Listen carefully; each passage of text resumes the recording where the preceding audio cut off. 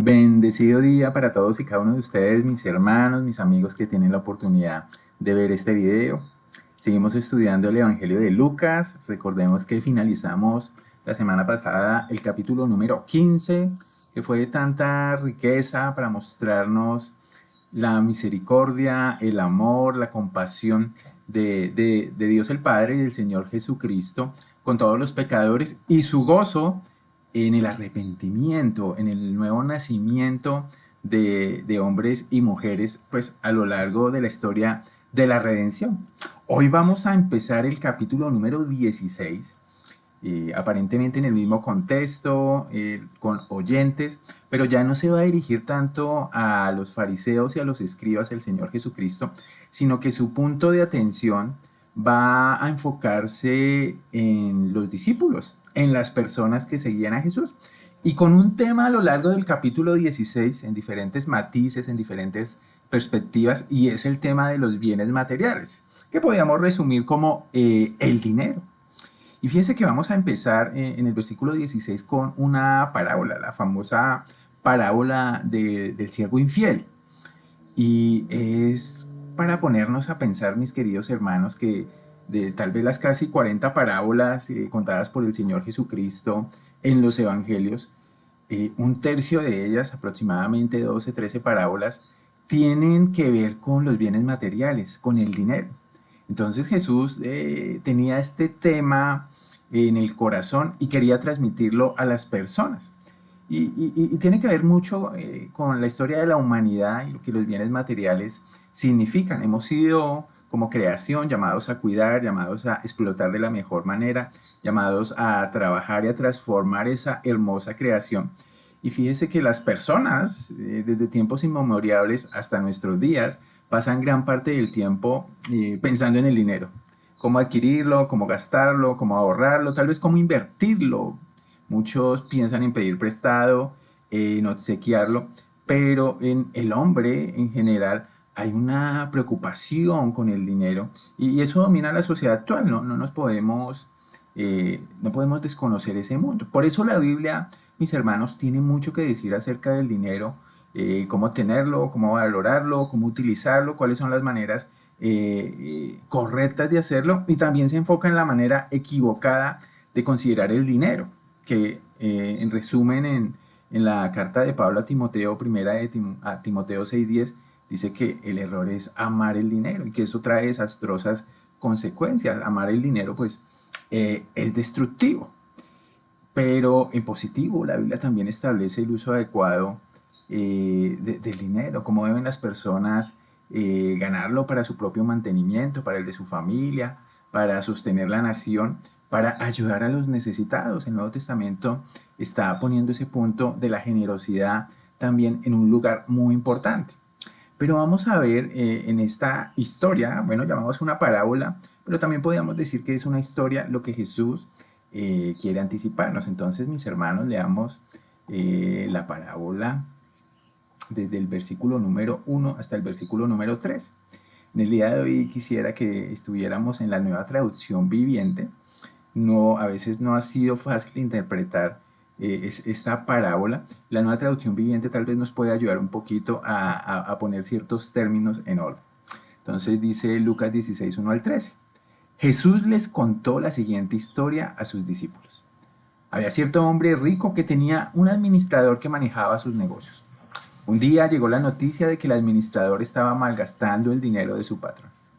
Entonces el patrón lo llamó y le dijo: ¿qué es esto que oigo acerca de ti?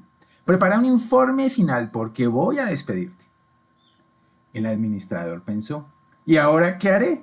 Mi jefe me ha despedido. No tengo fuerzas para cavar zanjas y soy demasiado orgulloso para mendigar. Ah, ya sé cómo asegurarme de que tendré muchos amigos que me recibirán en sus casas cuando mi patrón me despida. Versículo número 5. Entonces invitó a todo el que le debía dinero a su patrón para conversar sobre la situación. Le preguntó al primero: ¿cuánto debes a mi patrón? El hombre contestó: le debo 3.000 litros de aceite de oliva. Entonces el administrador le dijo: toma la factura y cámbala a 1.500 litros. Versículo número 7. Le preguntó al siguiente: ¿cuánto le debes tú? Le debo 1000 medidas de trigo, respondió. Toma la factura y cámbiala a 800 medidas, le dijo. Versículo 8. El hombre rico tuvo que admirar a este pícaro deshonesto por su astucia. Y la verdad es que los hijos de este mundo son más astutos al lidiar con el mundo que los rodea que los hijos de la luz. Aquí está la lección. Usen sus recursos mundanos para beneficiar a otros y para ser amigos. Entonces, cuando estas posesiones terrenales se acaben, ellos les darán la bienvenida a un hogar eterno. Si son fieles en las cosas pequeñas, serán fieles en las grandes. Pero si son deshonestos en las cosas pequeñas, no actuarán con honradez en las responsabilidades más grandes. Y si no son confiables con las riquezas mundanas, ¿quién les confiará las verdaderas riquezas del cielo? Y si no son fieles con las cosas de otras personas, ¿por qué se les debería confiar lo que es de ustedes? Nadie, dice el versículo 13, nadie puede servir a dos amos, pues odiará al uno y amará al otro. Será leal al uno y despreciará al otro. No se puede servir a Dios y al dinero.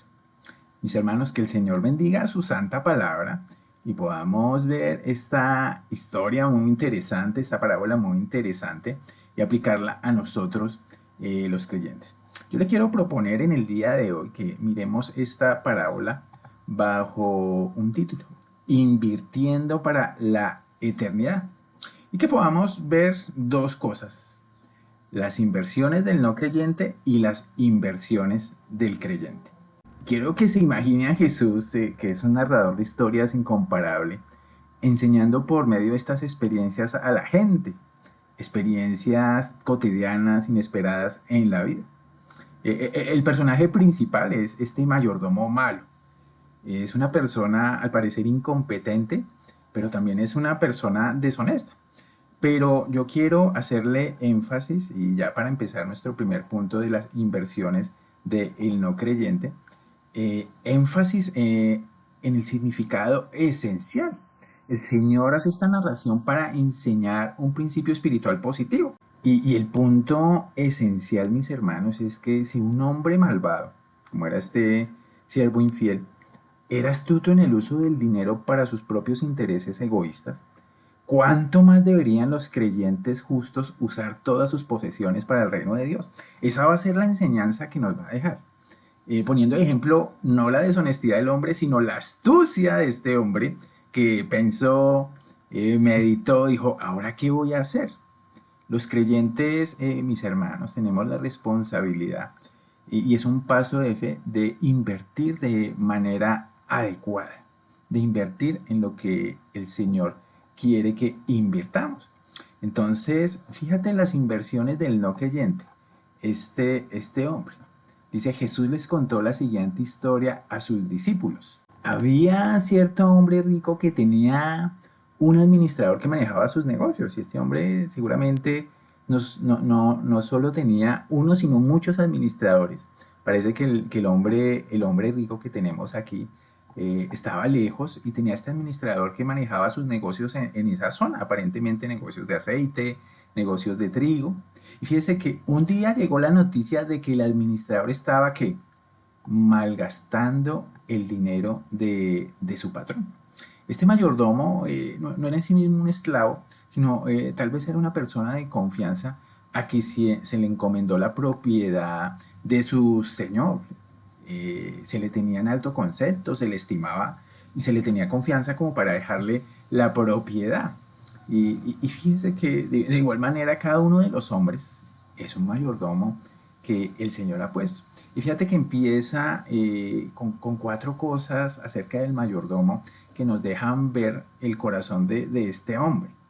Primero es que el mayordomo fue acusado de malgastar los bienes de su señor. Entonces dice el versículo 2, el patrón lo llamó y le dijo, ¿qué es esto que oigo acerca de ti? Prepara un informe final porque voy a despedirte. La pregunta del patrón es muy clara. Oye, ¿qué es esto que oigo acerca de ti, que estás malgastando el dinero, que estás despilfarrando el dinero? Y le pide al mayordomo que pues dé cuentas de su mayordomía. Mis hermanos, todos hemos recibido bienes del Señor, talentos, propiedades físicas, intelectuales, espirituales. y debemos tener un sentido de administración delante del Señor.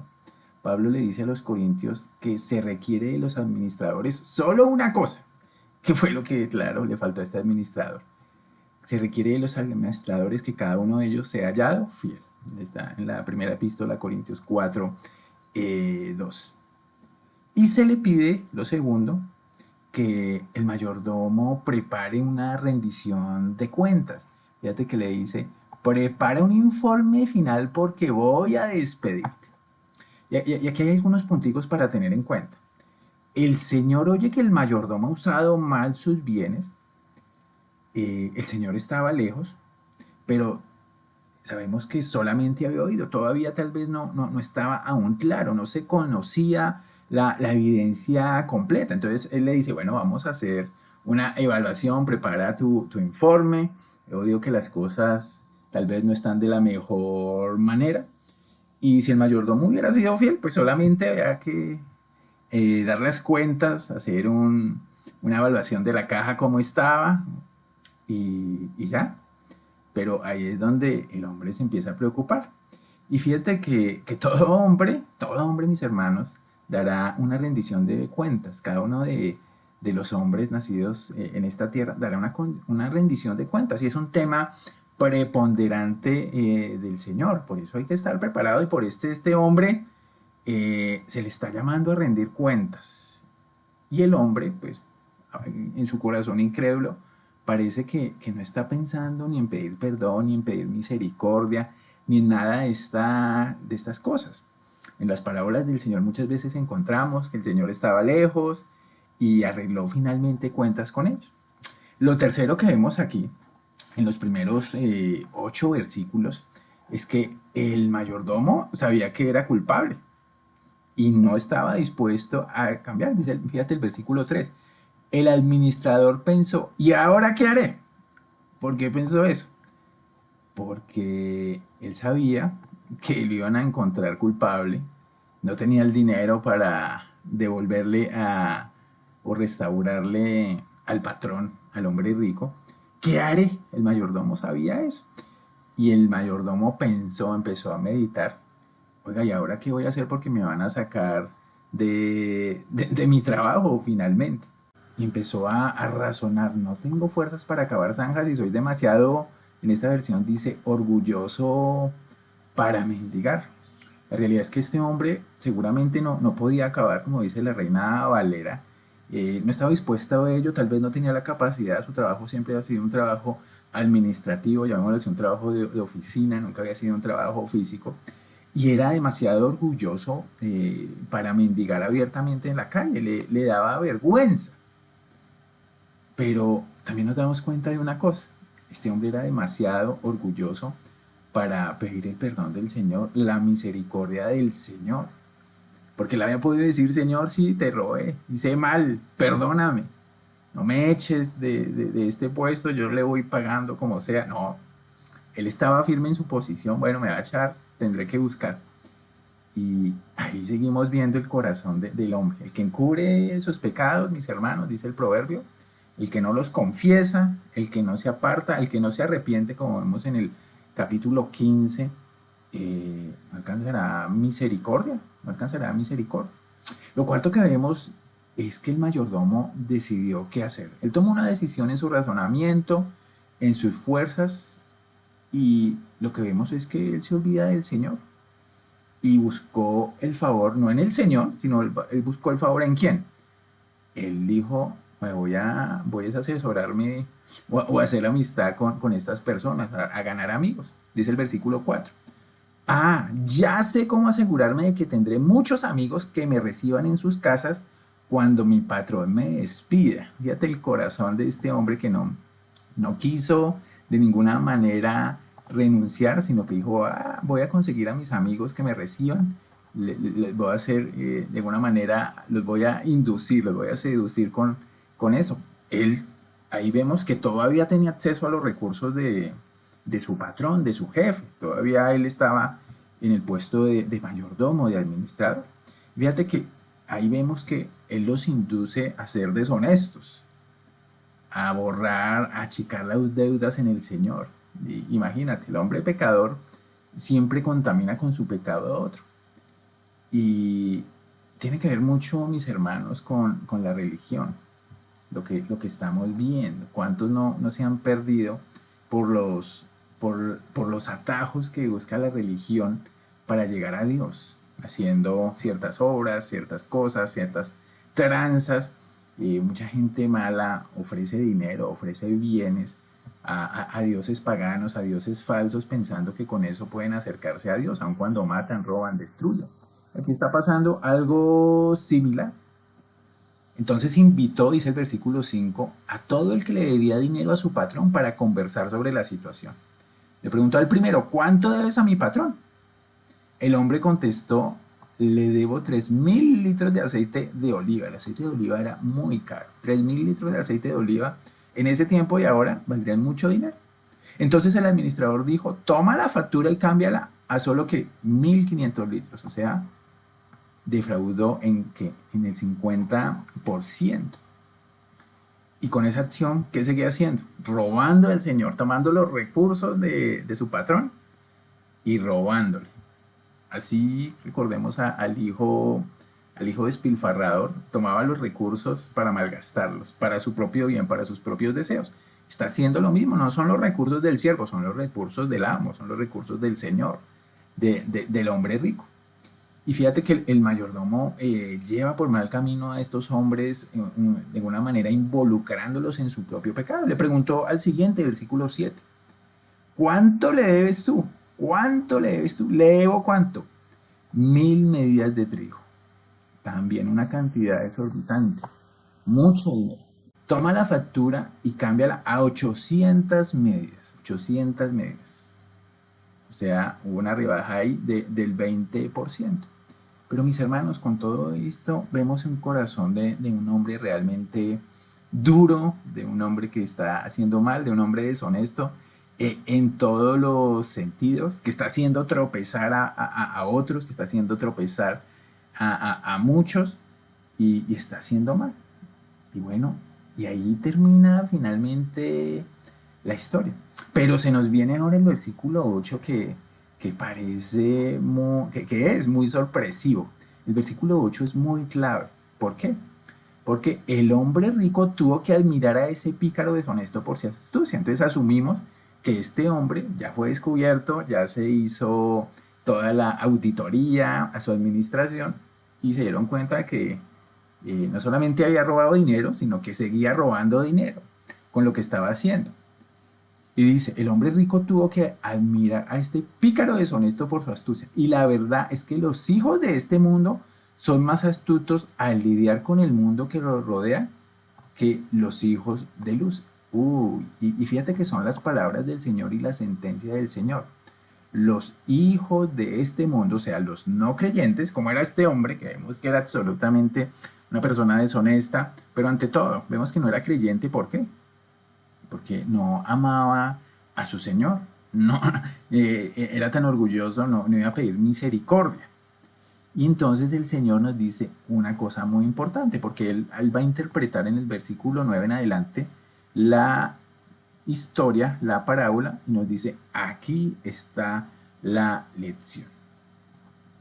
Y es lo que vamos a ver en nuestro segundo punto, acerca de las inversiones del creyente. Ya vimos cómo eran las inversiones del no creyente. Él invirtió en su razonamiento, para su propia comodidad, para su propio deseo, para lo que él quería. Pero ahora en comparación, ¿cómo son las inversiones del no creyente? Y lo que empieza diciéndonos el Señor es que las inversiones del no creyente son ante todo hechas con astucia, buscando dónde den más fruto esas inversiones. Y para eso nos va a guiar la palabra de Dios. Deben ser con astucia, con sabiduría. Así como este hombre malo estaba dedicado y entregado y pensando en su futuro, pues así mis hermanos, el creyente. Él no está felicitando al mayordomo por su engaño, lo felicitó porque se preocupaba por el futuro, por lo que iba a pasar, y a eso le ponía dedicación, energía invertida. Y entonces Jesús le dice a la gente del mundo pues que es más sabia porque dedican tanta energía y tanto esfuerzo a su futuro y es un ejemplo para nosotros los creyentes. Cada discípulo, mis hermanos, debe estar dedicado y entregado a los propósitos que el Señor tiene. Quiero que veamos ahí tres cosas importantes sobre las inversiones de los bienes. Cuando hablo de eso no hablo solamente pues del dinero, de algún bien material, sino de la inversión de todo lo que nos da el Señor, nuestro tiempo, nuestra fuerza, nuestra familia, todo lo que somos. Todas esas cosas primero en relación con los otros, con las otras personas, que es lo que nos va a decir el Señor, con nosotros mismos y también con relación a Dios. Fíjense que con relación a los demás, Jesús exhorta a sus oyentes. Oiga, en la Reina Valera dice, ganen amigos por medio de las riquezas injustas. Y aquí en la versión nueva, traducción viviente, fíjate lo que dice. Usen sus recursos mundanos para beneficiar a otros y para ser amigos. Uy, los recursos mundanos, ¿cuáles son? Bueno, no en el sentido despectivo de recursos mal habidos, sino todos los recursos que tenemos en la tierra, que vienen finalmente del Señor, son los recursos que nos han sido dados. ¿Para qué? El Señor nos da recursos, mis hermanos, para beneficiar a otros y para ser amigos. Los incrédulos, como este hombre malo, usan su dinero para comprar amigos terrenales. Pero fíjese que los creyentes debiéramos usar nuestro dinero, nuestras riquezas, lo que nos da el Señor, para comunicar el mensaje del Evangelio a los no creyentes y para edificar la vida de los creyentes. Que finalmente, mis hermanos, en el reino venidero, esa inversión se va a ver. Todo lo que se invierta tal vez en otra cosa, no se va a ver porque en el reino venidero, mis hermanos, esas personas van a seguir estando. Los creyentes, todos, la iglesia va a seguir estando, va a seguir existiendo. ¿Y cuál será la alegría de una persona de que por la inversión de otro fue el medio que usó Dios para que esa persona conociera el Evangelio, conociera a Dios, fuera edificada y llegara a la vida eterna?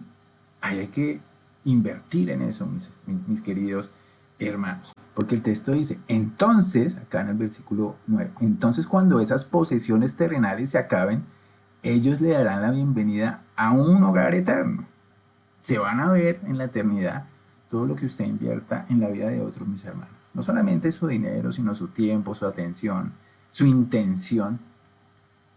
Todo lo que podamos hacer por otro, con lo que el Señor nos da, con nuestros dones, con nuestros talentos, con nuestro servicio, mis hermanos, tendrá fruto en la vida eterna, en la vida venidera. El conocido versículo de Mateo 6, digámoslo del 19 al 21, dice, no os hagáis tesoros en la tierra, donde la polilla y el orín corrompen y donde ladrones minan y hurtan, sino haceos tesoros en el cielo, donde ni la polilla ni el orín corrompen y donde ladrones no minan ni hurtan. Y fíjate que los tesoros, el Señor nos lo está ejemplificando en invertir en las personas, porque donde está vuestro tesoro, el Señor dice, allí estará vuestro corazón.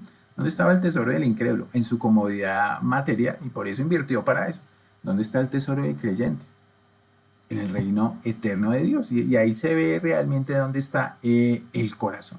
Eso en cuanto a la actitud de los creyentes, la actitud de inversión, de ser un inversor sabio en relación con los demás. Ahora, en cuanto a la actitud de los creyentes en su relación propia con el dinero, en nosotros. Fíjate que Cristo exhorta a ser fieles en realizar inversiones eternas, porque dice el versículo bien, y fíjate la palabra que usa, fidelidad. Si son fieles en las cosas pequeñas, serán fieles en las grandes, pero si son deshonestos en las cosas pequeñas, no actuarán con honradez en las responsabilidades grandes. Entonces ahí hay que hacer una evaluación, mis hermanos, de nuestra fidelidad en lo que nos da el Señor. Para muchos poco, para muchos puede ser mucho. ¿Somos fieles realmente en administrar pensando en lo eterno? Y eso no significa que tengamos que dar todo lo que el Señor nos da a otros. Pero estamos administrando nuestro tiempo, nuestros recursos, nuestros dones, invirtiendo en la vida de otros o invirtiendo en nuestra propia vida. Porque de alguna manera el propósito del Señor es que en cosas pequeñas o en cosas grandes seamos honestos. Porque cuando empezamos con las cosas pequeñas, ya se mide nuestra honestidad Y seguramente si uno no es honesto en lo pequeño, no va a ser honesto en las cosas más grandes, en las administraciones más grandes. Y fíjate que aquí hay una idea importante y es la idea de fidelidad que será recompensada finalmente en la eternidad. Esa fidelidad continua va a crear otra cosa, versículo 11. Y si no son que confiables, la palabra es bonita, confiables con las riquezas mundanas, la pregunta que hace el Señor es, ¿quién les confiará las verdaderas riquezas del cielo? O sea, está hablando de recompensas futuras para el que fue fiel y confiable en esto pequeño que administramos en la tierra. Él está diciendo que seguramente va a haber administración de parte de nosotros y el administrador también allí en el cielo. De alguna manera, este paso por la tierra es un entrenamiento, es un camino de enseñanza para administrar. Y fíjate que el dinero y las posesiones en esta tierra entonces son los bienes menores que se le encomiendan a una persona. Y si uno es fiel, mis hermanos, en la vida eterna también le será, le será fiel al Señor y el Señor le pondrá otra clase de responsabilidades. No sabemos exactamente cuáles son y de qué manera se van a ejecutar. Y fijémonos en el versículo 12 que hace la reflexión de manera inversa. Y si son, y si no son fieles con las cosas de otras personas, ¿por qué se les debería confiar lo que es de ustedes? Es una pregunta bien impactante, mis hermanos.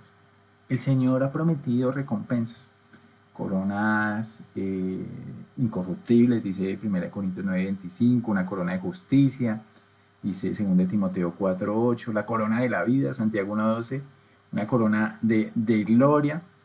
Y fíjate que el Nuevo Testamento nos deja ver una cantidad de bendiciones que ya tenemos, pero que van a ser completas y consumadas en el cielo. Somos hechos sacerdotes, se nos ha dado el reino de Dios, recibiremos una función, una posición de autoridad en el reino, recibiremos allí responsabilidades. Y fíjate que todo eso está preparado para nosotros.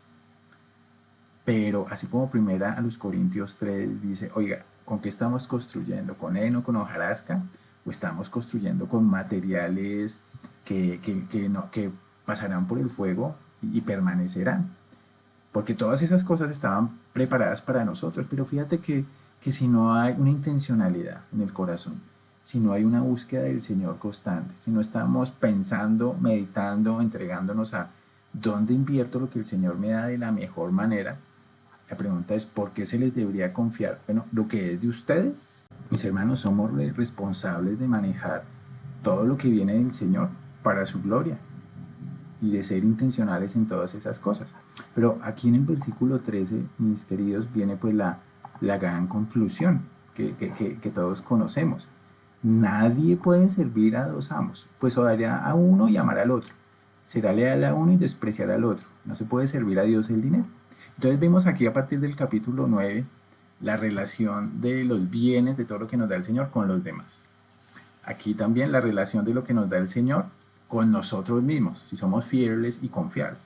Y aquí finalmente la relación de lo que nos da el Señor con Él, porque refleja mucho si realmente le estamos sirviendo a Él como amo, lo que nosotros hacemos con lo que Él nos da.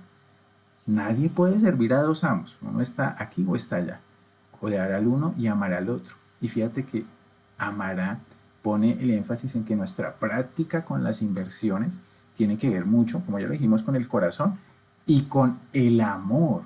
Aquí está hablando de un esclavo. Fíjate que los esclavos, a diferencia pues de los trabajadores modernos, no tenían la opción de trabajar en un segundo empleo. El esclavo era esclavo solo de un señor. No tenían un segundo empleador. Eran la propiedad de su amo, que tenía el control sobre él y absoluto sobre ellos. Era un servicio exclusivo. Entonces, de igual modo, mis hermanos, una persona no puede servir a Dios y no puede servir a las riquezas.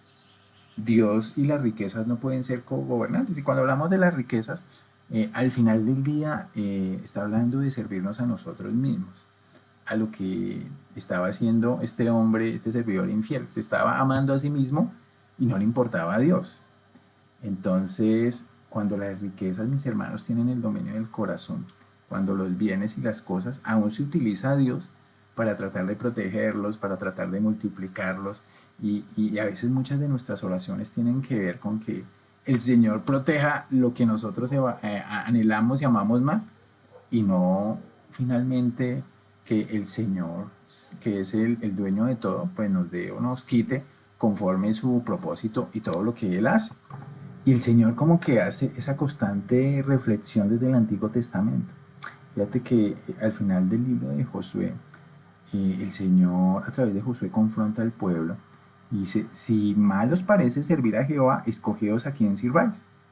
Josué 24:15. Si a los dioses a quienes sirvieron vuestros padres, cuando estuvieron al otro lado del río, o a los dioses de los amorreos en cuya tierra habitáis. Pero dice Josué, yo y mi casa serviremos a Jehová. Mis hermanos, la vida del creyente es una vida de mayordomía, una vida de servicio. Y aquí el Señor nos está diciendo que debemos estar muy atentos cómo hacemos nuestras inversiones, pensando en invertir en el reino de Dios en la vida de los demás, pensando en ser fieles y confiables en nuestra propia vida. Y eso tendrá una recompensa en la vida eterna.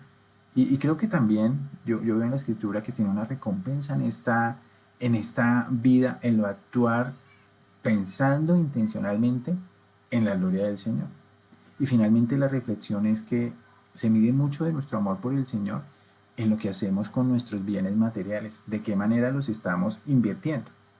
¿Será que los invertimos muy parecido a como lo hace un incrédulo, pensando en su propia comodidad, en su propio beneficio y dejando a un lado a Dios?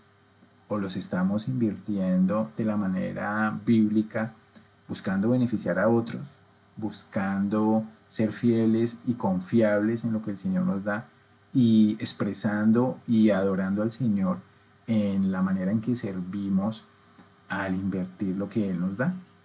Ahí están, mis hermanos, preguntas importantes de reflexión, porque como vemos ahí, estamos cada uno de nosotros invirtiendo para la eternidad.